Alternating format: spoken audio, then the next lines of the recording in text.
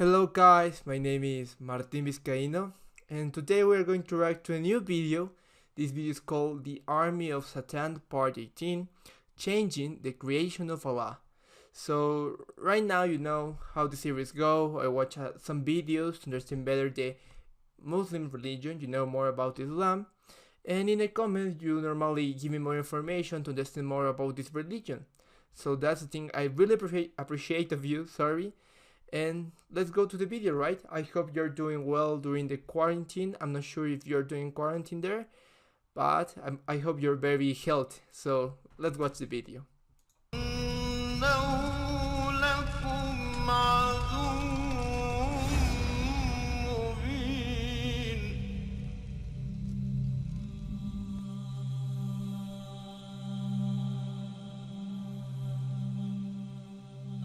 Shaitan promised Allah subhanahu wa ta'ala 4 things. He said, وَلَأُضِلَّنَّهُمْ. He said, I will lead them astray.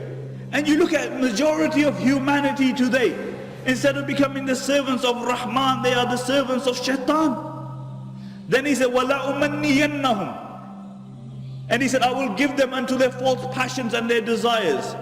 And subhanAllah, you can broadly define false passions and desires into 2. One are your carnal desires, your desire for the flesh. And you look at our society, how it has succumbed to the wish of Shaitan. Really, you look into our society today, that it is a sex-driven society, it is a sex-mad society. That the society promotes sex as long as you have safe sex, because according to them, it's a physical thing. You carry on. Whilst Islamically it's a spiritual thing. When a husband comes to his wife, he recites du'as, and Allah subhanahu wa ta'ala safeguards that child. And the ulama write that this is the first right of the child, because it's a spiritual thing. And you look at our society today, that if by the age of 16 you haven't broken your virginity, there's something wrong with you. This is what society promotes, and this is why out of the 7 people who will be under the shade of Allah subhanahu wa ta'ala on the day of judgment will be that young man, nasha'a fi ibadatillah, who grew up in the worship of Allah subhanahu wa ta'ala. He will be under the shade of Allah subhanahu wa ta'ala. So the first form is your carnal desire. وَلَأُمَنِّيَنَّهُمْ, I will give them unto the carnal desires. The second, that Shaitan will delude you in believing into false aspirations of this dunya. He will make you believe in false aspirations of this dunya, and he will make this dunya the purpose of your life. Not only will he make this dunya the purpose of your life, he will not give you time to even think about the purpose of your life. And subhanAllah, how you see how the promise of Shaitan is coming to pass. You know, they give you your TV sets, and then they give you your videos, and then they give you your DVDs, and then they give you your satellite channels, so you have more channels than you can even count. And then they give you your mobile phones, and then they give you voice activated mobile phones, and then they give you your camera phones, and then they give you your video phone, and then they give you the internet, and then they give the internet on your mobile phone, so that the posters say you can shop until you drop dead. And when you drop dead, the same Shaitan will say, La talumuni, lumu anfusakum. Don't blame me, blame yourself. I called you and you obliged. And you will be suckered like the billions who were suckered before you. The billions who were suckered before you. And this is why Allah subhanahu wa ta'ala says, La tansa nasibaka min ad-dunya. Do not forget your portion of this dunya. And Imam Qurtubi says, your portion of this dunya is your kafan. Your portion of this dunya is your kafan. That the only thing that you will take from this dunya is your kafan. The third promise of Shaitan was, وَلَأَمُرَنَّهُمْ فَلْيُبَتِّكُنَّ أَذَانَ الْأَنَامِ. I will command them, and they will slit the ear of the cattle. What the mushrikeen would do is that they would slit the ear, and they would slit the animal, and they would let on the name of their gods, and they would let it walk.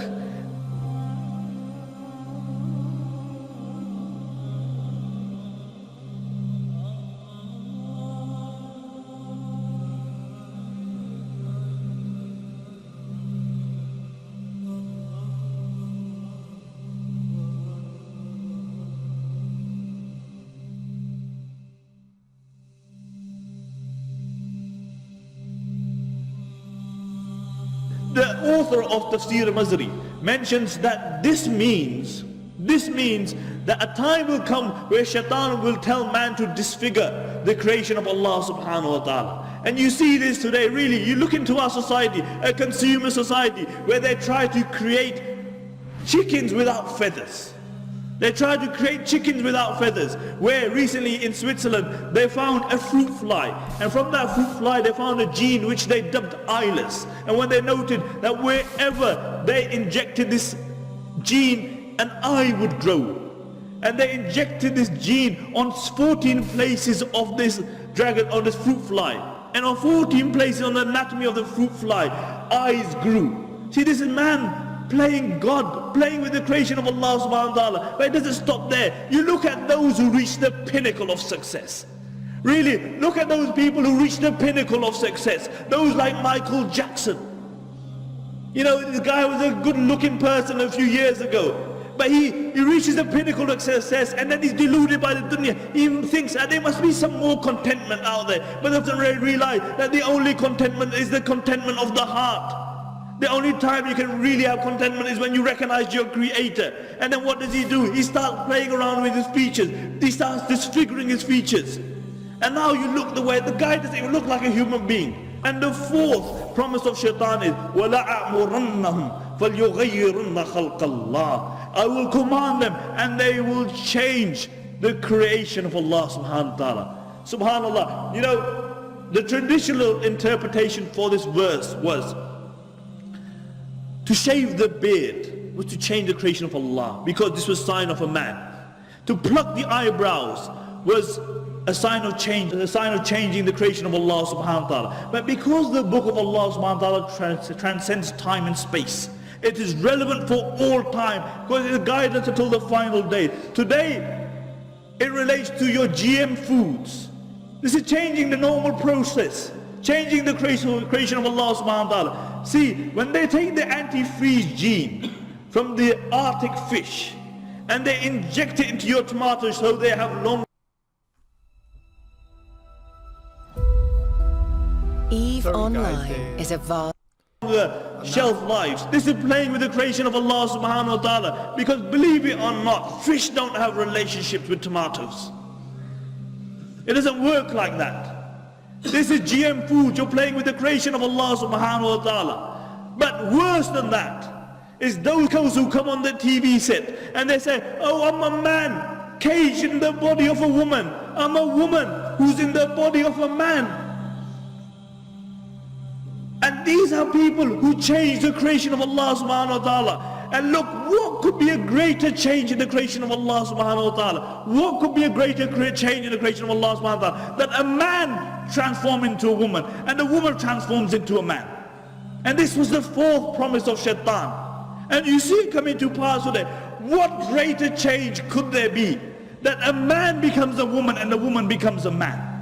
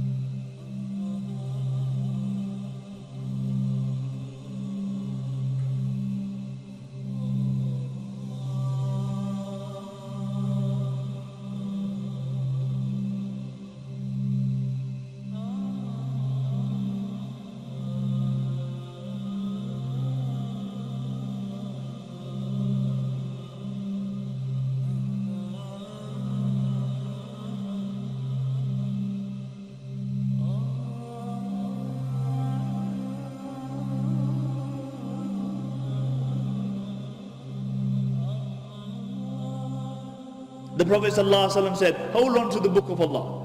فيه نبأ من كان قبلكم وخبر ما بعدكم وحكم ما بينكم. And the book of Allah subhanahu wa ta'ala is a hukm between you. It is a thing which passes verdict between you.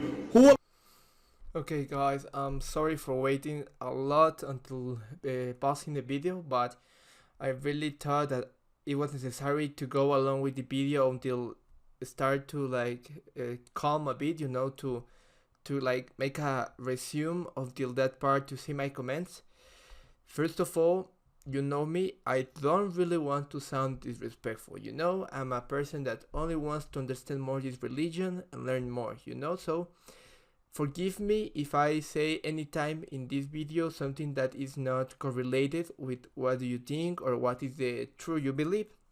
Sorry for that, okay? You know, I don't want to be disrespectful. Some things I want to mention as my self-opinion. For example, at the beginning, the part of the sex is like, okay, I could understand that the religion, in a certain, I'm not sure, but I think the Islam condemns the sex before marriage. And that the first time the two people can have sex is only to first have the baby, because that's the right of the baby, I think. And okay, that could be okay, you know, but sometimes, like my point of view, you know, like I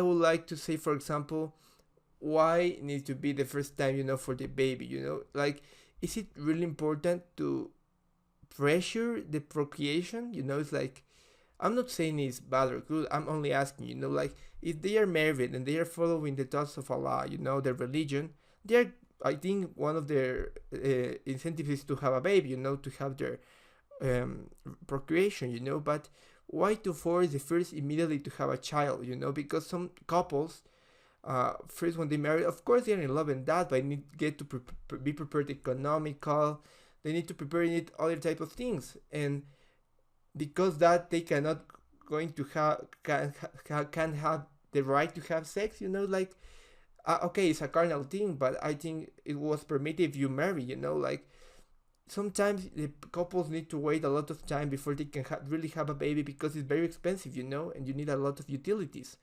So sometimes waiting to have sex because you don't have enough money, for example, you know, it's like, from my point of view, parts to be something very spiritual to a thing more material, because you can't have the baby if you don't have money, you know. The baby is going to die or starve if you don't have money to feed them or to educate them, you know.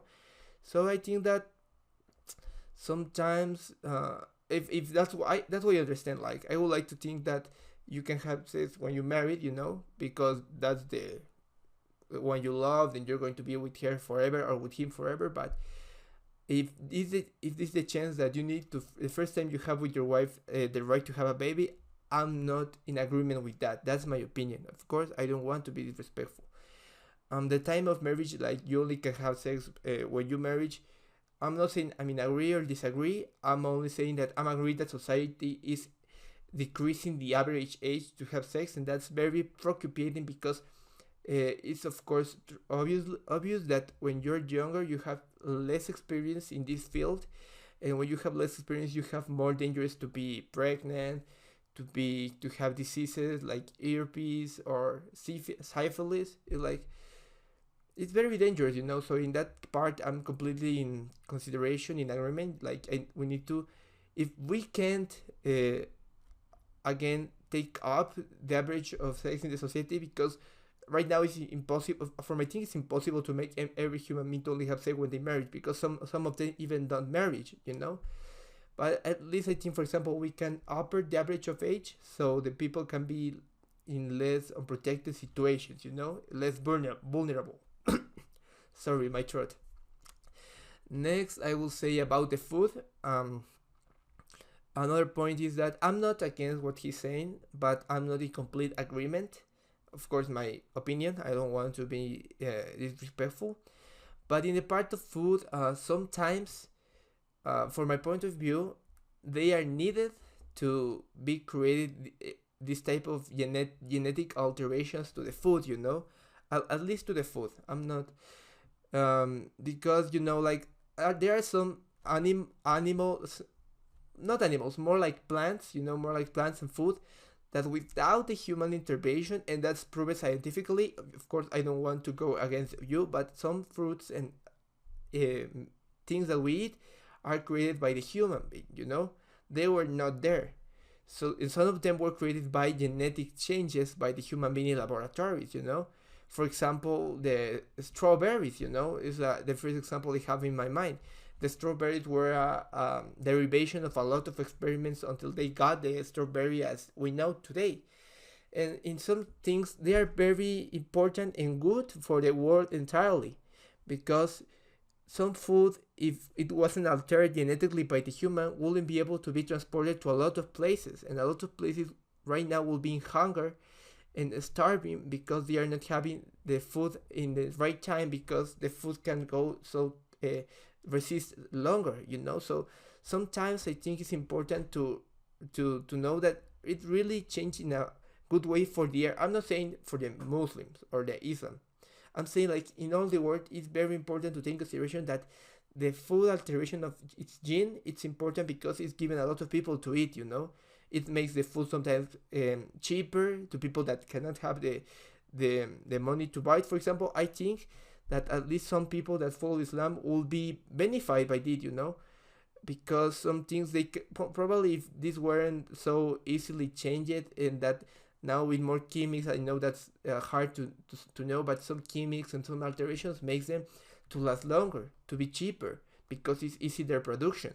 And that sometimes could help also the Islam and the Muslim persons, because if they don't have enough money but they need to eat, normally this helps them to maintain their day-to-day life.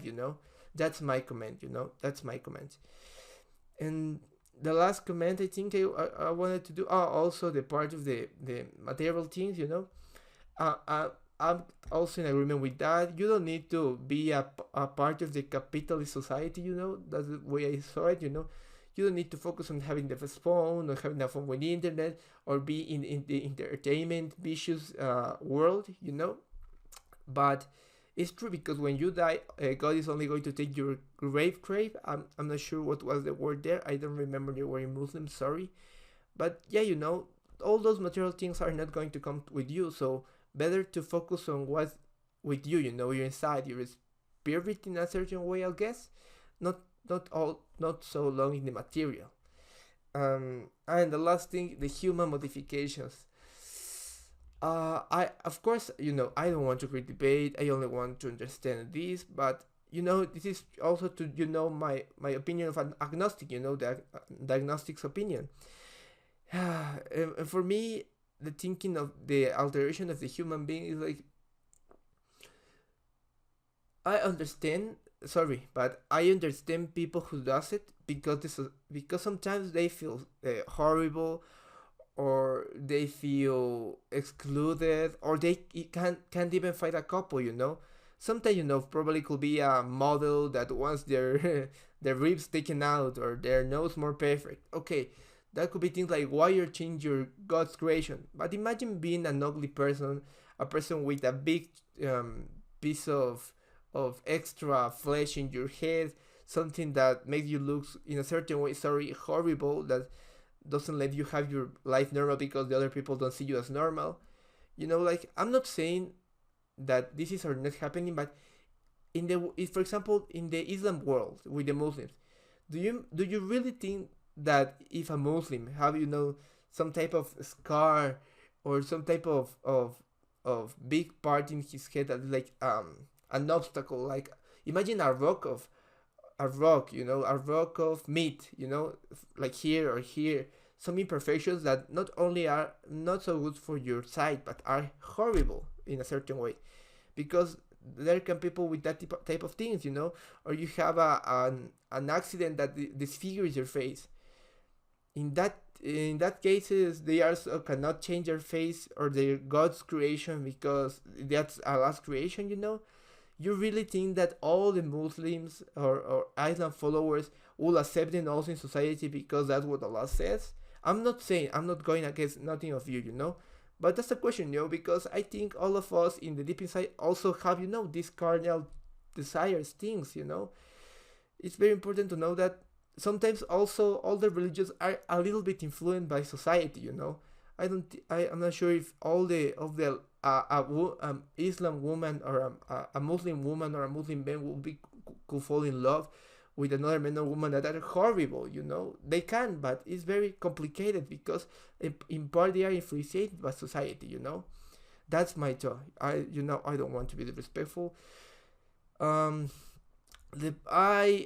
also was in the not in disagreement, but I'm not sure why they try to throw a little bit, not of hate but of negativeness to the people that are men but feel women, and the people that are women but feel men, you know. Very respectful from my part, my point of view, but I can see the problem, but more in a society way than rather in a real way. Because, like, imagine you're a man and you really feel woman. Is that your fault? You need to be into therapy to go to God to tell you, no, you are from this sex, you are from men and you're going to stay men, but you really feel woman, you know. You need to be oppressed. That's what you're saying. The people need to be oppressed to their sometimes of their thoughts of what they feel. Okay, I can understand the sex. Okay, that can be a carnal temptation from shaitan, I think is the word. But there are some things that you really shouldn't try to change, you know. Like, if you, even though you're born with a penis, or you know, and you feel a man and you're a man, but you feel a woman, why to go against that type of person, you know? It's not his fault. That's what he feels or her feels, you know. I don't see the intention of negativeness towards them, you know. Okay, I will say don't accept them, but at least respect them, you know. I don't think it's okay to go to throw all that negativeness, you know. And the TV can do what they want, you know. I'm not trying to say anything bad or going against anything, but sometimes I think that one of the first things that religions need to focus more is, of course, to follow their religions and that, and their respect and acceptance to all other type of things, you know, because we're all humans and we're all Allah's creation. And if it's so important, in the same video says it's so important, not the material things. It's important your inside, what you cultivated. So why it's so important if that man physically changed to a woman? Okay, you can say he feels as a man. Okay, there could be another debate. But why is so important if he dresses as a woman, or change his face for a woman, or woman change his face to a man? What's the problem? Is only a material thing, and what you're cultivating is your inside, not your look, as you will say.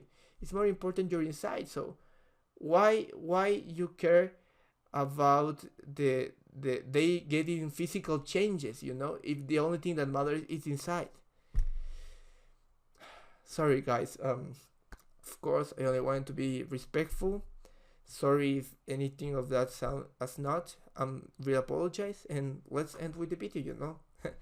I went a little long with this reflection, you know. It is a thing which differentiates between right and wrong, and it is not jest. And if you take it as jest, then listen to the words of the Prophet ﷺ. He said, "Man tarakahu min jabbarin qasamahu Allah, wa man ibtagha al-khuda fi ghayrihi adallahu Allah." Listen to the words again. Man tarakahu min jabbarin qasamahu Allah, wa man ibtagha al-khuda fi ghayrihi adallahu Allah. The Prophet ﷺ said, whoever seeks guidance in other than the book of Allah because of arrogance, because he believes that guidance lies in some other philosophy, some other ideology other than the book of Allah, then Allah will break his neck. Allah will break his neck. And whoever seeks guidance in other than the book of Allah, Allah will lead them astray. Really, you don't have to go past these two sentences to understand. Sorry guys, another ad. That's really strange that they don't teach money at school. What they teach? Why the Muslim Ummah is in the decadence that it is in today? Do you? The Prophet ﷺ articulated this 1400 years ago, that when the Muslims will think that they honor lies somewhere else, then Allah will disgrace them. Look at the Sahaba radiallahu anhum. These were a group of people who were regarded by the rest of humanity as asfalafilin. And then the Prophet sallallahu alaihi wasallam came and he transformed these people. He brought an impetus, he brought a drive, and this was Islam. And then these very people who were regarded as the worst of people became the best of people to walk upon this earth after the Anbiya alayhi salatu wasalam. What was it? It was Islam. See, for other people, other philosophies will work. For other people, other ideologies will work. But for the Muslims, nothing besides Islam will work. Because this is ummah regarding what the Prophet Allah subhanahu wa ta'ala articulates in the Quran. كُنْتُمْ خَيْرَ أُمَّةٍ أُخْرِجَتْ لِلنَّاسِ تَأْمَرُونَ بِالْمَعْرُوفِ وَتَنْهَوْنَ عَنِ الْمُنْكَرِ. That you are the best of creation. You are taken out for mankind. Now, if you think that your Israelites in some other philosophy and ideology, you're deluded. The only time the Muslims had respect were when they held on to the deen of Allah subhanahu wa ta'ala. Look at history. And then when they turned away from the deen of Allah subhanahu wa ta'ala, Allah turned away from them. And this is why we find ourselves in the decadence that we do today. Look at the state of the Muslims. And until we realize that the problem that we have today is because we have turned away from Allah subhanahu wa ta'ala, and we go back to the Quran and the Sunnah, we go back to the words of the Prophet sallallahu alaihi wasallam and find our remedy. But the problem is that we look for remedies everywhere else other than where we should. And this is why we're in a sick state. Aren't we sick today? Aren't the minds of the youth confused? What should we hold on to? Aren't the hearts sick?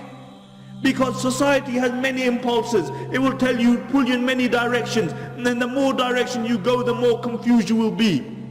Because we are pulled in so many directions. The minds are sick. The hearts are sick. The brains are confused. And the only thing which remedies seasickness is what? That when you come up to the top deck, and you look at something which is totally straight, like the horizon, then all the confusion is removed. And similarly, there is only one guidance for us. And Allah subhanahu wa ta'ala states this in the beginning of Surah Qaf. He says, Alhamdulillahi allazi anzala ala abdil kitaba wa lam yaj'al lahu iwaja. All praise be to Allah subhanahu wa ta'ala who has revealed on the Prophet sallallahu alaihi wasallam, his servant, a book, and he has left no crookedness in it.